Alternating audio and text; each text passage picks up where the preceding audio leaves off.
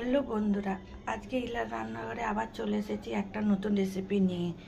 বেগুন বাসন্তী, তার জন্যে সাদা সর্ষে নিয়েছি। এটা বেটে তারপরে দেখাচ্ছি। সর্ষে বাটা হয়ে গেছে, এবার বাটিতে তুলে নিচ্ছি। বেগুনগুলোতে নুন হলুদ মাখিয়ে নেব।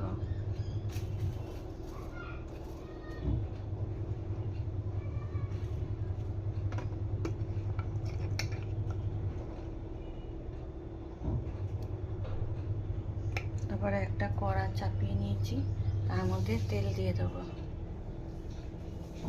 বেগুন ভাজার জন্য। তেলটা গরম হোক। তেল গরম হয়ে গেছে, এবার বেগুনগুলো ভেজে নেব।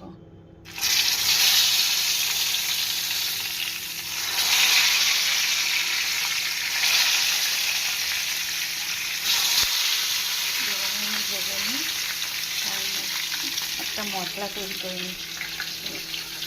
সর্ষে বেটে রেখেছি, তার মধ্যে হলুদ, লঙ্কা, সামান্য চিনি, নুন। চিনিটা তোমরা দিতেও পারো, না দিতে পারো। আর টক দই একসাথে ভালো করে ফাটিয়ে নেব।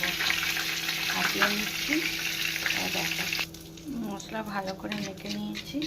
এবার বেগুনও ভাজা হয়ে গেছে, তুলে নেব।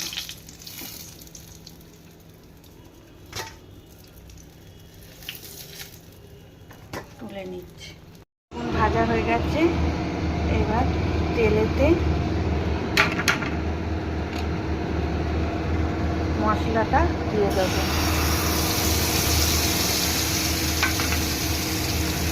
মশলাটা হাত কষিয়ে নিই, সামান্য জল দিয়ে দিই।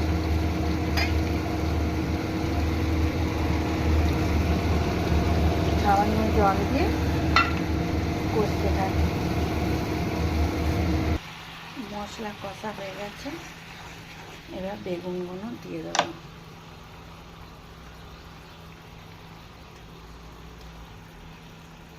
সব বেগুন দিয়ে দিয়েছি, এবার একটুখানি ফুটলেই নামিয়ে দেবো। একদম রেডি হয়ে গেছে, এবার নামিয়ে নেব।